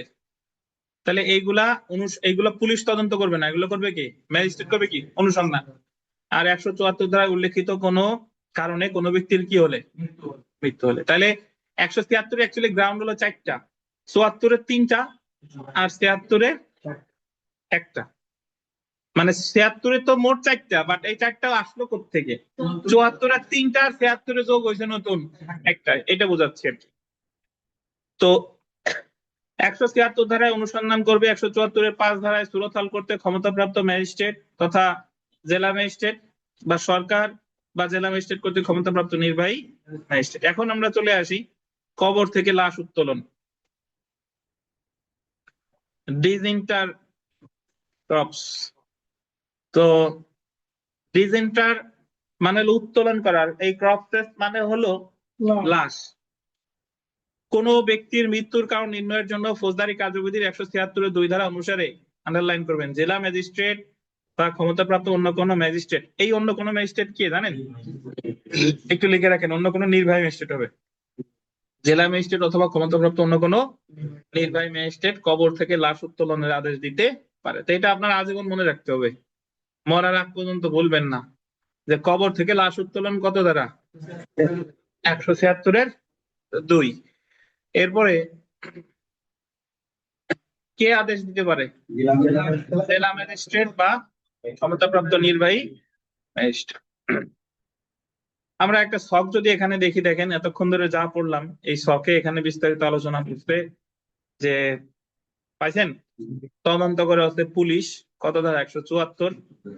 আর মৃত্যু আত্মহত্যার ক্ষেত্রে অন্য কোনো ব্যক্তি বা প্রাণী কর্তৃক কোনো যন্ত্র দ্বারা বা দুর্ঘটনার দ্বারা মৃত্যুর ক্ষেত্রে, অস্বাভাবিক বা সন্দেহজনক মৃত্যুর ক্ষেত্রে। আর সুরতহাল করে ম্যাজিস্ট্রেট কর্তৃক সুরতহাল 174-এর কত 5। যদি বলে পোস্টমর্টেম 174-এর 3। অনুসন্ধান দেখেন ম্যাজিস্ট্রেট করে 100 কত ধারায় 76 ধারায়। পুলিশ হেফাজতে কোনো ব্যক্তি মৃত্যুবরণ করলে মৃত্যুর কারণ নির্ণয় করা, আত্মহত্যার ক্ষেত্রে অন্য কোনো ব্যক্তি প্রাণী বা দুর্ঘটনার ক্ষেত্রে। তাইলে 176-এ অ্যাকচুয়ালি গ্রাউন্ড আছে কয়টা? 4টা। আর 74-এ আছে 3টা। 4 আর 3 7। এটা বলবেন নাকি? আচ্ছা আচ্ছা, তাহলে আমরা জেনে রাখা ভালোতে চলে আসি। দেখেন জেনে রাখা ভালো 174 ধারায় আত্মহত্যা বা অস্বাভাবিক মৃত্যুর বিষয়ে তদন্ত করে পুলিশ, কিন্তু 176 ধারায় পুলিশ হেফাজতে মৃত্যু সহ আত্মহত্যা, অস্বাভাবিক বা সন্দেহজনক মৃত্যুর ক্ষেত্রে অনুসন্ধান করে কে? ম্যাজিস্ট্রেট। কারণ ম্যাজিস্ট্রেট কখনো তদন্ত করতে পারে না। 174-5 ধারা অনুসারে সুরতহাল বা 176 ধারা অনুসারে অনুসন্ধান, 176-এর 2 ধারা অনুসারে কবর হতে লাশ উত্তোলন করতে পারে জেলা ম্যাজিস্ট্রেট বা সরকার কর্তৃক। এটা আমরা মোটামুটি জানি নাকি? তো বিগত বছরের প্রশ্নে আমরা চলে আসি। আসেন বিগত বছরের প্রশ্ন।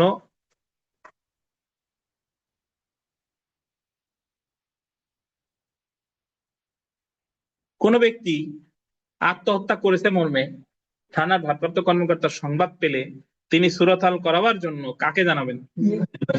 নির্বাহী ম্যাজিস্ট্রেট। কোন ব্যক্তি মৃত্যুর কারণ নির্ণয়ের জন্য ফৌজদারি কার্যবিধির কোন ধারার বিধান অনুযায়ী লাশ উত্তোলন করা হয়?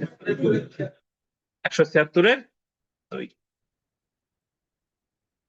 আপনাদের কাছে ধারার প্রশ্নগুলো কঠিন লাগে, কিন্তু ধারার প্রশ্নগুলো কিন্তু যদি পারেন ওই জায়গায়, মানে যদি মনে থাকে তাহলে সাথে সাথে উত্তর করা যায়, ওই জায়গায় চিন্তা ভাবনার দরকার নাই। আর ধারা যাই আসুক না কেন, যারা একেবারে ধারা দুর্বল মনে থাকে না, তারাও আমরা 60-70% ধারা এমনিতেই কমন পড়বে ইনশাল্লাহ, এমনিই পারা যাবে। আর ধারা একেবারে একটা মনে না থাকলেও কোনো সমস্যা নাই, ধারা ছাড়াও পাস করা যাবে। সেলফ প্র্যাকটিসের যদি এটা দেখেন 1 নম্বর প্রশ্নটা, যে আত্মহত্যা বা দুর্ঘটনাবশত কোনো ব্যক্তি মৃত্যুবরণ করলে বা কোনো সন্দেহজনক মৃত্যু হলে পুলিশ তদন্ত করতে পারে ড্যাশ এবং ম্যাজিস্ট্রেট অনুসন্ধান করতে পারে ড্যাশ। পুলিশ করে কত? 174। আর ম্যাজিস্ট্রেট করে কত? 176। আচ্ছা, তো এখানে একটা প্রশ্ন, 6 নম্বর প্রশ্ন, পুরাতন বইতে নাই, বাট একটু মনে রাখবেন, লিখে রাখেন। প্রশ্নটা হলো যে মৃত্যুর স্পষ্টত কারণ নির্ধারণে যে অনুসন্ধান করা হয়, মৃত্যুর স্পষ্টত কারণ, স্পষ্টত কারণ ইংরেজিতে বলছে অ্যাপারেন্ট, APPARENT। আগে লেখেন মৃত্যুর স্পষ্টত কারণ, মৃত্যুর স্পষ্টত কারণ ইংরেজিতে লেখেন apparent, APPARENT। Apparent cause, CAUSE, cause of death. এটা হলো উত্তর হবে সুরতহাল বা ইনকোয়েস্ট। আমরা অধিকাংশ দাগাবো পোস্টমর্টেম, ওই যে বলছে স্পষ্টতা কারণ, অধিকাংশ আমরা তো ধরে নেবো যে স্পষ্টতা কারণ মধ্যে পোস্টমর্টেম। বাট ধারাই বলছে কি স্পষ্টতা কারণ, অ্যাপারেন্ট কজ অফ ডেথ, এখানে সরাসরি ধারাই বলে দিচ্ছে কথাটা কি হবে, ইনকোয়েস্ট। বুঝছেন?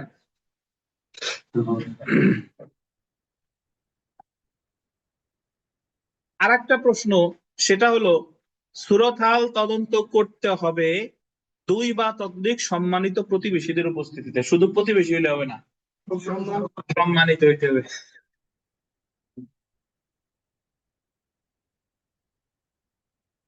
আচ্ছা, একটা জিনিস খেয়াল করছেন, যত জায়গায় সাক্ষীর কথা বলা আছে ম্যাক্সিমাম জায়গায় সাক্ষী কিন্তু 2 বা ততোধিক, 2 বা ততোধিক।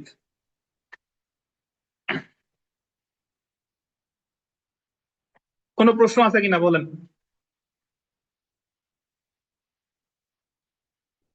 কারো কোনো প্রশ্ন আছে? আমাদের পরীক্ষা আজকেও হবে না, আগামীকাল একসাথে 60 মার্কের পরীক্ষা, বুঝছেন? শনিবার ইনশাল্লাহ। ক্লাস এখনো শেষ হয়নি, আরো আছে। হ্যাঁ, আরো আছে, মানে আরো একটু তো আছেই। যা যা পড়াইলাম পোস্টমর্টেম, ইনকোয়েস্ট, এগুলা নিয়ে 174, 75, 76। দেখেন আমরা যখন লিখিত পরীক্ষায় গতবার পড়লাম লিখিত পরীক্ষায় আমরা এই ইনকোয়েস্ট রিপোর্ট কিন্তু পড়ি নাই, কিন্তু যারা আমাদের কাছে প্রিলি পড়ছে অনেকে যদি তারা মনে থাকার কথা তারা কিন্তু লিখে আসার কথা, কারণ প্রিলিতে আমরা ইউডি কেস পড়ছি, কিন্তু লিখিততে ইউডি কেস আলাদা করে পড়ি নাই। সো অনেক জিনিস আছে যে লিখিততে দেখা গেল আমরা পড়ি নাই, কিন্তু ওই জিনিসটা আপনি একসময় পড়ছিলেন কিসে, প্রিলিতে। তো ওই জিনিসটা আমার ওখানে একটু মনে করে লিখতে হবে কষ্ট করে। তানভীর সাহেব, ইনকোয়েস্ট রিপোর্ট আর পোস্টমর্টেম রিপোর্ট আপনার দৃষ্টিতে কি বলেন?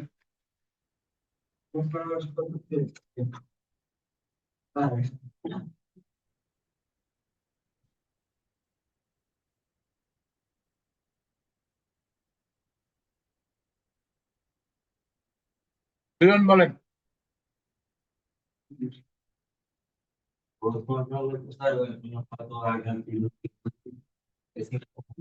হুম,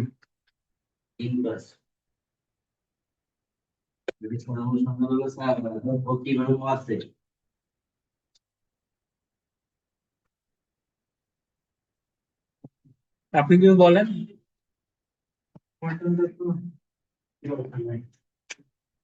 ওনার নিয়তে নিয়ত। পোস্টমর্টম করে কে? ডাক্তার। আর ইনকোয়েস্ট করে পুলিশ ম্যাজিস্ট্রেট নাকি? এইটুক বলেন। পোস্টমর্টম করে ডাক্তার আর ইনকোয়েস্ট করে ম্যাজিস্ট্রেট। এই নাইম গাজী, বলেন তো কোনটা আগে হয়, ইনকোয়েস্ট নাকি পোস্টমর্টম? ইনকোয়েস্ট আগে হয়, পোস্টমর্টম পরে হয়। মাহবুব সাহেব, পোস্টমর্টম কখন করার প্রয়োজন নাই?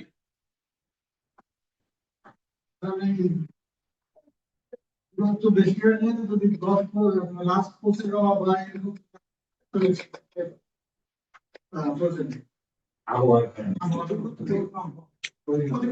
হুম, ধন্যবাদ।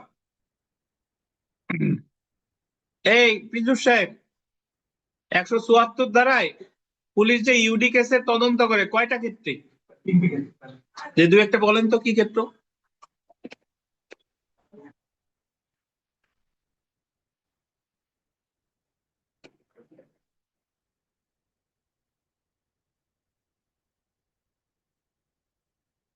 পারবেন দু একটা? পারা তো উচিত। হ্যাঁ বলেন। আত্মহত্যা, বইয়ের বাসায় না হোক এমনি বলেন। আত্মহত্যা, সড়ক দুর্ঘটনা, তারপরে যন্ত্রে কাজ করতে যে মারা গেছে, হ্যাঁ কারেন্টে শক খেয়ে মারা গেছে, এগুলো সব কি ইউডি কেস হবে। তো আমরা চলে আসি, দেখেন অনুসন্ধান ও বিচারের স্থান। অনলাইনে কোনো প্রশ্ন আছে ভাই? অনলাইনে যারা আছেন, place of inquiry or trial কে যে মাহবুব সাহেব কি বলে?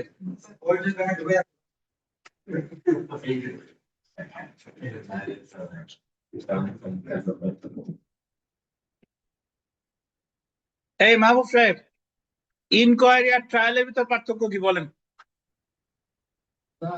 ইনকোয়ারি করে ইনকোয়ারি হুম, বিচার স্যার, এটাও রেজিস্ট্রেট করে স্যার, এটা পার্থক্য কি তাহলে?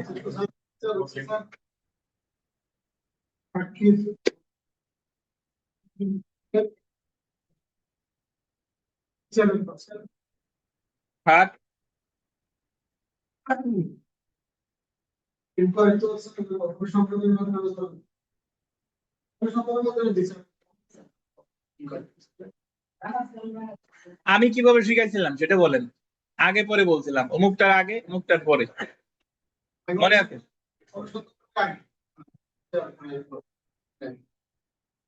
বিপাশ ভাই, চার্জের আগে ম্যাজিস্ট্রেট বা আদালত যা যা করে সেটা বলে অনুসন্ধান, আর চার্জ গঠনের পরে যেটা করে সেটা হচ্ছে কি বিচার বা জুডিশিয়াল প্রসিডিং। তো আমরা পড়া শুরু করে, দেখেন এটা এই টপিক পড়ে আমাদের আজকে শেষ। অনুসন্ধান বা বিচারের স্থান, place of inquiry or trial. আপনি একজন উকিল, যখন উকিল হবেন তখন তো আপনার জানতে হবে যে ফৌজদারি মামলা করতে আসছে মক্কেল, এখন ঘটনা ঘটছে এক জায়গায়, এই মামলা কি কোথায় দায়ের করবেন? এটা জানার জন্য তো আমার জানতে হবে যে ঘটনা ঘটছে কুটালীপাড়া, হসপিটালে নিতে গিয়ে ঢাকা মেডিকেল কলেজে মারা গেছে, তাহলে এখন মামলাটা কোথায় হবে? বুঝতে পারছেন? হুমকি দিছে গোপালগঞ্জে, আর মালামাল নিছে ঢাকার ফ্যাক্টরি থেকে, আর উদ্ধার করছে রাঙামাটি থেকে, তাহলে মামলাটা কোথায় হবে? আন্দাজে এক জায়গা করলে তো হবে না, আমার তো আগে জানতে হবে যে কোন জায়গায় মামলা দায়ের করা যায়। তো এই যে এই place of inquiry and trial, এই সম্পর্কে আলোচনা করেছে দেখেন ফৌজদারি কার্যবিধির 177 থেকে 189 ধারা পর্যন্ত অনুসন্ধান এবং বিচারের স্থান সম্পর্কে আলোচনা করা হয়েছে।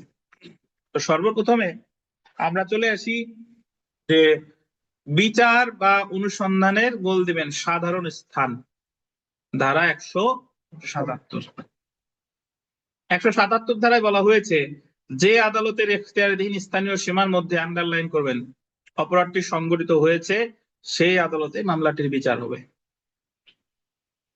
খুব সহজ কথা, যে জায়গায় অপরাধ হয়েছে সেই জায়গায় বিচার হবে। যদি কোনো ব্যক্তিকে হত্যা করা হয় খুলনায়, তাহলে বিচার হবে কোথায়? খুলনায়। এটা কত? 177। 179 ধারায় আসি, দেখেন 179 ধারায় বলা হয়েছে অপরাধ যে আদালতের এখতিয়ারের সীমার মধ্যে, আন্ডারলাইন করবেন, যে আদালতের এখতিয়ারের স্থানীয় সীমার মধ্যে সংঘটিত হয় সেই আদালতে, গোল দেবেন সেই আদালতে, অথবা যে আদালতের এখতিয়ারের স্থানীয় সীমার মধ্যে অপরাধের, গোল দেবেন, পরিণাম দেখা দিয়েছে সেই আদালতে উক্ত অপরাধের অনুসন্ধান বা বিচার করা যাবে। তাহলে এখানে দুইটা বিষয় বলছে, যে জায়গায় অপরাধ সংঘটিত হয়েছে অথবা যেখানে পরিণাম বা ফলাফল দেখা দিছে। ধরেন খুন হয়েছে খুলনায়, তাহলে আমরা তো জানি বিচার হবে কোথায়? খুলনায়, 177।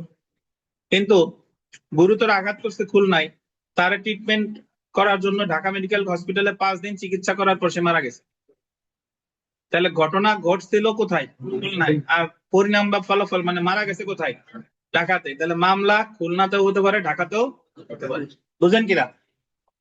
একইভাবে যদি এরকম হয় যে অপরাধ করতে, তার গুরুতর আহত করছে গোপালগঞ্জে আহত করার পর সাধারণত গোপালগঞ্জের রোগীদের কখনো কখনো আগে খুলনায় নেয়, খুলনা মেডিকেল কলেজ হসপিটালে। খুলনা মেডিকেল হসপিটালে সে 5 দিন ছিল, কোনো উন্নতি না হয়, এরপরে নিয়ে গেছে ঢাকা মেডিকেল কলেজ হসপিটালে। ঢাকা মেডিকেল কলেজ হসপিটালে ধরেন 5 দিন পরে হয় সে সুস্থ হয়েছে, নাহলে মারা গেছে। সুস্থ হয়েছে অথবা কি মারা গেছে। যদি সুস্থ হয় তাহলে তো ওই যে আঘাতের মামলা, আর যদি মারা যায় তাহলে কি হত্যা মামলা। যাই হোক না কেন, এই অপরাধের মামলা মানে বিচার, মামলা কোথায় হবে, বিচার কোথায় হবে? গোপালগঞ্জ হতে পারে, খুলনায় হতে পারে, অথবা কোথায়? ঢাকায় হতে পারে। যে কোনো এক জায়গায়, কিন্তু একসাথে কিন্তু 3 জায়গায় মামলা হবে না। কোথায় হবে? যে কোনো এক জায়গায়। তাহলে 177 আর 179 মধ্যে পার্থক্য কি? 177-এর টোটাল অপরাধটা এক জায়গায় হয়েছে, পরিণাম ও ফলাফল যে জায়গায়, আঘাত সেই জায়গায়। আর 179-তে হলো অপরাধ ঘটছে এক জায়গায়, পরিণাম বা ফলাফল ঘটছে কোথায়? আর এক জায়গায়। বুঝছেন? বিগত বছর একটা প্রশ্ন পড়ি, দেখেন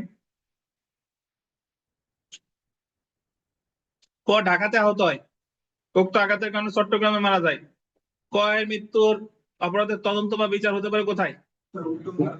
উক্ত 2 স্থানের যে কোনো এক স্থানের আদালতে। লুৎফর সাহেব, এই প্রশ্নটা কখন 177 হতো বলেন তো? উদাহরণ, এই প্রশ্নটা 177-এর উপযোগী বানান। স্থানীয় সীমার মধ্যে যদি মৃত্যু হতো, কিসের স্থানীয় সীমা বলেন? অপরাধ যে আদালত হয়েছে সেই স্থানীয়। তাহলে বলেন, ঢাকা আহত হয়েছে, ঢাকাই মারা গেছে, তাহলে অত কত? 177। তানভীর বুঝছেন? আচ্ছা, আমরা চলে এসে 182। যে ক্ষেত্রে অপরাধ সংঘটনের স্থান, গোল দিবেন অনিশ্চিত। অনিশ্চিত শব্দটা গোল দেন। যে ক্ষেত্রে অপরাধ সংঘটনের স্থান অনিশ্চিত। অনিশ্চিত মানে হলো অপরাধটা কোন জায়গায় হয়েছে কেউ জানে না। অনেক সময় ঢাকা শহরে এরকম পরিস্থিতির সৃষ্টি হয় যে মোবাইল ছিনতাই করতে, কারণ আপনি গুলশান থানায় গেছেন, যে বর্ণনা দিচ্ছেন সে বলে কি এটা বনানীর ভিতর, বনানীতে গেছেন সে বলে এটা পাট্টার ভিতর, এইভাবে আপনারা খালি ঘুরাচ্ছে, অনিশ্চয়তা। তাহলে সেই ক্ষেত্রে মামলাটা অ্যাকচুয়ালি কোথায় হবে? ফৌজদারি কার্যবিধির 182 ধারা অনুযায়ী যখন এটা অনিশ্চিত যে কতিপয় স্থানীয় এলাকার মধ্যে যে এলাকায় অপরাধ সংঘটিত হয়েছে, মানে কোন এলাকার মধ্যে সংঘটিত হয়েছে অনিশ্চিত যদি হয়, তাহলে যে কোনো এক জায়গায় মামলা করা যাবে, কোনো সমস্যা নেই। যখন কোনো অপরাধ, আন্ডারলাইন করবেন, আংশিক একটি স্থানীয় এলাকায় এবং বাকি অন্যটা স্থানীয় এলাকায় সংঘটিত হয়েছে। আংশিক ঘটছে এক জায়গা, আংশিক ঘটছে কি আর এক জায়গায়। আপনি এইভাবে বলা যায় যে বাংলা সিনেমা যেরকম দেখায় যে গুলি, নায়ক মোটরসাইকেলটা আসতে সন্ত্রাসীরা পিছনেতে গুলি করতেছে, তো তারে প্রথম মারপিট করছে দেন উত্তরার মধ্যে থেকে মার খাওয়ার পর সে কোন রকম বাইক নিয়ে শুরু করছে। তো এরপরে সে গাজীপুরের টঙ্গীর ভিতরে গেলে দেখা গেল তারা গুলি করে হত্যা করছে। তাহলে আংশিক ঘটছে কোথায়? উত্তরা। আর আংশিক কোথায়? গাজীপুরে। তাহলে মামলা কোথায় হতে পারে? ঢাকা অথবা গাজীপুর। বুঝছেন? তারপরে দেখেন, যে ক্ষেত্রে অপরাধটি গোল দেবেন চলমান। এখন বলতে পারেন স্যার অপরাধ আবার চলে, অপরাধ কি দৌড়াই? হ্যাঁ দৌড়াই, এবং একের অধিক এলাকায় সংঘটিত হতে থাকে। যেরকম যে একজন ব্যক্তি একদল ডাকাত উঠছে, ঢাকা থেকে ডাকাতি শুরু করছে, তারা কক্সবাজারে গিয়ে ডাকাতি শেষ করছে। তাহলে এই ঢাকা থেকে কক্সবাজারগামী ট্রেনটি যতগুলো জেলার মধ্যে দিয়ে গমন করেছে, যে কোনো এক জায়গায় ডাকাতির মামলা হতে পারে। তাহলে কোন জায়গায়? একটা হলো অনিশ্চয়তা, আর একটা হলো এক স্থানীয় এলাকায় এবং আর এক স্থানীয় এলাকায়, আংশিক এক জায়গায়, আংশিক আরেক জায়গায়। আরেকটা হলো যদি অপরাধটি কি থাকে, চলমান থাকে। আর যে ক্ষেত্রে অপরাধটি, আন্ডারলাইন করেন, বিভিন্ন স্থানীয় এলাকায় সংঘটিত কতিপয় কার্যের সমষ্টি। অপরাধটা অ্যাকচুয়ালি বিভিন্ন জায়গায় করছে। ধরেন বঙ্গবন্ধু শেখ মুজিবুর রহমানের যখন হত্যা করছে, ঢাকা শহরের বিভিন্ন জায়গায় অরাজকতা সৃষ্টি হয়েছে। অমুক জায়গায় একজন আর্মি অফিসারের মারছে, অমুক জায়গায় ভাঙচুর করছে, অমুক জায়গায় রক্ষী বাহিনীর করছে। আর মূল অপরাধ সংঘটিত হয়েছে কোথায়? ধানমন্ডি। তাহলে মামলা কিন্তু একটাই হয়েছে, কতিপয় কার্যের সমষ্টি। সেই ক্ষেত্রে উক্ত অপরাধ বা অপরাধটির অনুসন্ধান বা বিচার এমন এলাকায় এখতিয়ার প্রয়োগকারী যে কোনো আদালত করতে পারবে। সহজ কথা হলো যে যতগুলা নিয়ে আপনার অনিশ্চয়তা হয়েছে, যে কোনো এক জায়গায় মামলা হতে পারে। তাহলে আমরা মনে রাখবো যে অপরাধ যে জায়গায় হয়েছে, মামলা সেই জায়গায় 177। অপরাধ যে জায়গায় বা অথবা পরিণাম বা ফলাফল যে জায়গায়, যে কোনো এক জায়গায় মামলা হতে পারে 179। অপরাধ সংগঠনের স্থান যদি অনিশ্চিত হয়, কি হয়? অনিশ্চিত হয়। আংশিক এক জায়গায়, আংশিক আর এক জায়গায়, কতিপয় কার্যের সমষ্টি। এই সকল ক্ষেত্রে কত ধারা? 182। বিগত বছরের প্রশ্ন দেখেন, অপরাধ সংগঠনের স্থান অনিশ্চিত হলে অনুসন্ধান বা বিচারের স্থান কোন আইনের কত ধারায়? অনিশ্চিত হলে কত ধারা? ফৌজদারি কার্যবিধির কত? 182। চলে আসি বাংলাদেশের বাইরে সংগঠিত অপরাধের দায় 188। এর পাশে লেখেন অতিরাষ্ট্রিক প্রয়োগ। অতিরাষ্ট্রিক প্রয়োগ।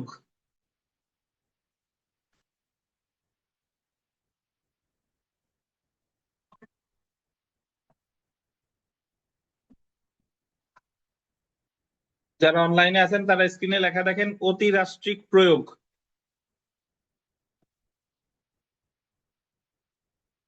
অতিরাষ্ট্রিক মানে হলো, অতিবৃষ্টি মানে কি বলেন তো? বেশি বৃষ্টি। অতি একটা উপসর্গ। অতি বৃষ্টি যেরকম বেশি বৃষ্টি, তাহলে অতিরাষ্ট্রিক প্রয়োগ মানে হলো রাষ্ট্রের বাইরে।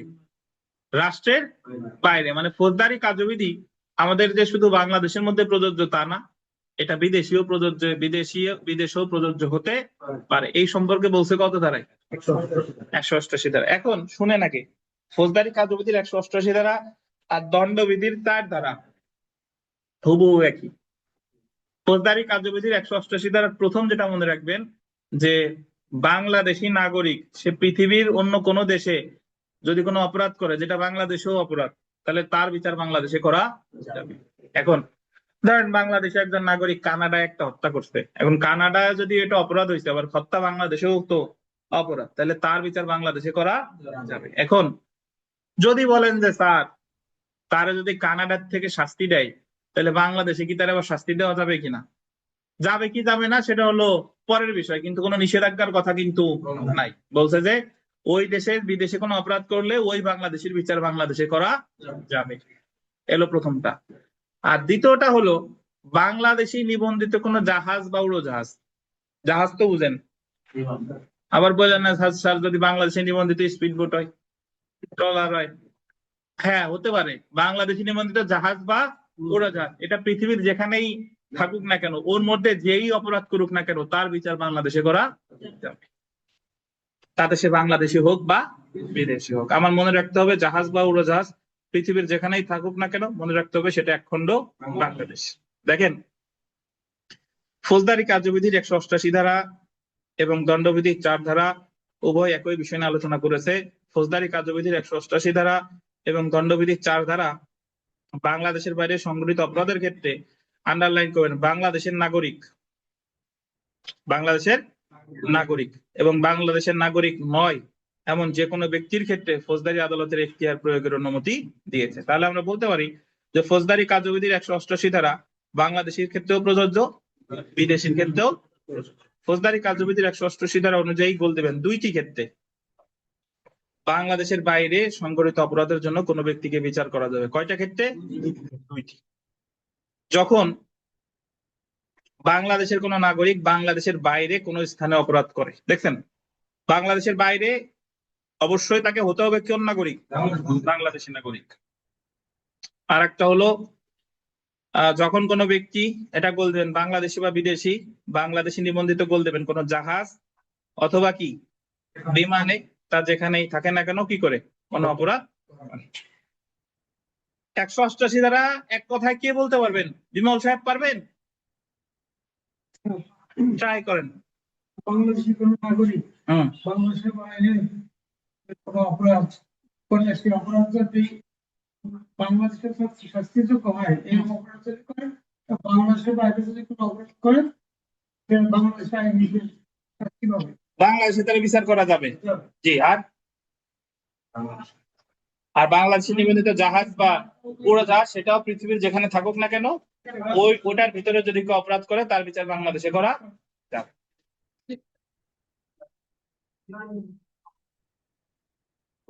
সেলফ প্র্যাকটিসে আসেন। সেলফ প্র্যাকটিসে যা আছে এগুলো সব পারবেন। কিছু নতুন প্রশ্ন নতুন বইতে আছে। তার আগে সেলফ প্র্যাকটিসের 5 নাম্বার প্রশ্নটা, এটা আপনাদের পুরাতন বইতেও আছে, এটা আমাদের জানতে হবে। 5 নাম্বার প্রশ্নটা দেখেন যে এক আদালতের এখতিয়ারের মধ্যে সংঘটিত অপরাধ অন্য আদালতে বিচার করতে পারে কার নির্দেশে? উত্তর দেখেন সরকার। ধারা ডান সাইডে কত দেয়? 178। এটা হলো ধরেন আমরা 177 কি জানি, 77-এ যে অপরাধ যে জায়গায় ঘটছে পুরো অপরাধ এক জায়গায় ঘটছে, মামলা হবে সেই জায়গায়। কিন্তু যদি কোনো কারণে সেই জায়গায় মামলা হয় নাই বা বিচার করা যাচ্ছে না, তাহলে সরকার নির্দেশ দিলে অন্য কোথাও হতে পারে। ধরেন একটা হত্যাকাণ্ড হয়েছে ব্রাহ্মণবাড়িয়াতে, এখন ওটা স্পর্শকাতর একটা বিষয়, ব্রাহ্মণবাড়িয়াতে কোন রকমই বিচার করা যাচ্ছে না, তাহলে মামলা তো ব্রাহ্মণবাড়িয়ায় হওয়ার কথা, এখন সরকার নির্দেশ দিলে এটা অন্য কোথাও হতে পারে। এটা হলো কত? 178। ফেরদৌস বলেন তো 178-এ কি?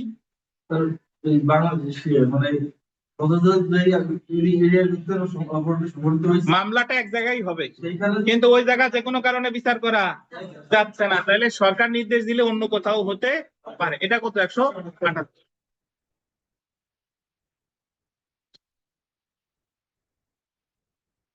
এখানে একটা প্রশ্ন আছে, আপনারা এমনিতেই বুঝবেন, আমি বিস্তারিত না পড়ি। এই যে 8, 9 ভিভিআই 8 নাম্বারটা বিশেষ করে 8-এ বলছে কি একজন ব্যক্তি অমুক আদালতের মধ্যে আঘাতপ্রাপ্ত হয়েছে, অমুক আদালতের মধ্যে 10 দিন স্বাভাবিক কাজকর্ম করতে পারে নাই, অমুক জেলার মধ্যে যায় 10 দিন স্বাভাবিক কাজকর্ম করতে পারে না, এরপর সে সুস্থ হয়েছে, মামলা হবে কোথায়? যে জায়গায় আঘাত হয়েছে সে জায়গা, যে জায়গায় ওই যে 10 দিন যে জায়গা ছিল, এর সকল জায়গায় যে কোনো এক জায়গায় মামলা হতে পারে। তাহলে এটা হলো 179। পরিণাম বা ফলাফল, অপরাধ যে জায়গায় ঘটছে বা পরিণাম বা ফলাফল যেখানে কি দেখা দিয়েছে, এই সকল জায়গায় যে কোনো এক জায়গায় মামলা হতে পারে। যেটা আপনাদের বইতে আছে এবং আমাদের জানতে হবে সেটা হলো এই 9 নাম্বার প্রশ্ন দেখেন, অপরাধজনক আত্মসাৎ এবং বিশ্বাসভঙ্গের যে কোনো অপরাধের বিচার বা অনুসন্ধান হতে পারে। এটা আন্ডারলাইন করেন, অপরাধজনক আত্মসাৎ আর কি বিশ্বাসভঙ্গ। আগে বুঝতে হবে যে আত্মসাৎ কাকে বলে। আত্মসাৎ হলো আত্মসাৎ আর বিশ্বাসভঙ্গ হলো কারোর সাথে আপনার একটা বিশ্বাসের সম্পর্ক ছিল, ধরেন আপনার অফিসে চাকরি করে, আপনার তার উপর সকল দায় দায়িত্ব দিয়ে আপনি গেছেন বিদেশে ঘুরতে, সে আপনার সকল জিনিসপত্র কি নিয়ে নিছে। অথবা দীর্ঘদিনের সম্পর্ক, আপনার বলছে যে আপনার ছোট ভাইরে বিদেশে পাঠাবে, বিশ্বাস করে তার কাছে টাকা দিচ্ছেন, আর জীবনে টাকা পয়সা দেয় নাই, বিদেশেও পাঠায় নাই, ফেরতও দেয় নাই। তাহলে সেই ক্ষেত্রে, বা আপনার কোম্পানিতে চাকরি করে প্রাণ রাফেল, সে চাকরি করে ঢাকার অফিসে, আর প্রাণ রাফেলের যে ইয়া আছে, কি বলে, মানে কারখানা খুলনায় আছে, রাজশাহী আছে, ওই সকল জায়গা থেকে আপনি নিজের মতো করে আত্মসাৎ করেন, খাতা কলমে করতেছেন ঢাকা থেকে, আর ফিজিক্যালি জিনিসপত্র নিচ্ছেন অমুক অমুক জেলা থেকে, এবং ওই জিনিসগুলো আবার উদ্ধার করছে আবার আরেক জেলা থেকে। তাহলে মামলা, যে জায়গায় আপনি অপরাধ করছেন, যে জায়গা থেকে নিছেন, যে জায়গা পাওয়া গেছে, যে কোনো এক জায়গায় মামলা হতে পারে। এই যে দেখেন, অপরাধজনক আত্মসাৎ ও বিশ্বাসভঙ্গের যে কোনো অপরাধের বিচার বা অনুসন্ধান হতে পারে যে আদালতের স্থানীয় অধিক্ষেত্রের সীমার মধ্যে অভিযুক্ত ব্যক্তি, এই যে দেখেন, সম্পত্তির কোনো অংশ গ্রহণ করেছে, সম্পত্তির কোনো অংশ কি রেখেছে, আর অপরাধটি সংগঠন করেছে, কি হবে উপরে, মনে রাখতে হবে এটা। 181-তে মনে রাখেন, 181। তারপরে দেখেন, চুরির অপরাধ বা চোরাই মাল দখল সম্পর্কিত অপরাধের বিচার হবে কোন আদালতে। দেখেন, চুরি যে জায়গায় হয়েছে আর চোরাই মাল যে জায়গায় পাওয়া গেছে, যে কোনো এক জায়গায় বিচার হতে পারে। চুরি করছে ঢাকার ফার্ম গেট থেকে, আর চোরাই মাল পাওয়া গেছে চট্টগ্রামে, তাহলে মামলা ঢাকাও হতে পারে, চট্টগ্রামে হতে পারে। এই যে দেখেন, যেখানে অপরাধটি সংঘটিত হয়েছে আর যেখানে চোরাই মাল দখলে রেখেছে, এটাও কত ধারা, 181। আমরা চলে এসি এর পরেরটা, মনুষ্য অপহরণের অপরাধের অনুসন্ধান বা বিচার হবে যে আদালতের স্থানীয় অধিক্ষেত্রের মধ্যে মানুষটিকে, অপহরণ তো বুঝেন, জোর করে নিয়ে গেছে, বা ছোটবেলায় আমাদের বুঝাইতো ছেলে ধরা আসছে, মানে ভুলভাল বুঝিয়ে চকলেটের লোভ দিয়ে নিয়ে গেছেন। তাহলে যে জায়গা থেকে নিয়ে গেছে আর যে জায়গা থেকে পাওয়া গেছে, যে কোনো এক জায়গায় মামলা হতে পারে, বা যে জায়গায় আটক রাখা হয়েছিল। এই যে দেখেন, অপহরণ করেছে, জোরপূর্বক হরণ করেছে, অথবা কি রাখছিল, আটক রাখা হয়েছিল, উপরের কি সবকটি। এই সবগুলো আছে কততে, 181। আর একটা প্রশ্ন এখানে আমাদের একটু বুঝতে হবে, 12 নাম্বার প্রশ্নটা, 12।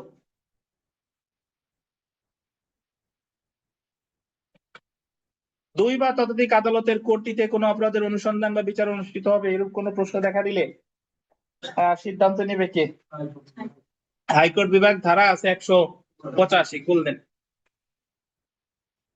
একটা মামলা শুরুতেই একাধিক জায়গায় দায়েরযোগ্য ছিল, এখন কোন জায়গায় দায়ের হবে, কোন জায়গায় বিচার হবে, এটা নিয়ে যদি কনফিউশন থাকে তাহলে সিদ্ধান্ত দেবে হাইকোর্ট। আর একটা মামলা শুরুতেই এক জায়গায় দায়েরযোগ্য ছিল, কোথায় বিচার হবে, কোথায় দায়ের হবে, এই বিষয়ে সিদ্ধান্ত দিবে সরকার, 178। আর দুই বা ততোধিক জায়গায় দায়েরযোগ্য থাকলে কোথায় বিচার হবে, কোথায় অনুসন্ধান হবে, এই বিষয়ে সিদ্ধান্ত দেবে হাইকোর্ট, 185। এই হচ্ছে place of inquiry and trial. আগামী দিনে আসেন আমরা চাষ করা শুরু করব। আজকেও কোনো পরীক্ষা নাই, পরীক্ষা আগামীকাল ইনশাল্লাহ অনুষ্ঠিত হবে, 60 মার্কের 3 দিনের ক্লাস টেস্ট একসাথে দিবেন। সকাল 10টায় চলে আসেন, সকাল 10টায় চলে আসেন, দেরি করেন না। কালকে আমি এই জায়গায় থাকবো, আগে 10টা থেকেই থাকবো, কারণ এর আগে পড়া আছে। তো ঠিক আছে, ভালো থাকেন, আল্লাহ হাফেজ, আসসালামু আলাইকুম। যদি কোনো প্রশ্ন থাকে জিজ্ঞাসা করতে পারেন, আর না হলে এই পর্যন্তই। আর যারা আমাদের এখানে আছেন, যারা ভর্তি অনলাইন, নতুন পুরাতন যারা আছেন, অনলাইনে যারা আছেন, এই বিষয়ে সুদৃষ্টি রাখবেন। ঠিক আছে, ভালো থাকেন, আল্লাহ হাফেজ, আসসালামু আলাইকুম।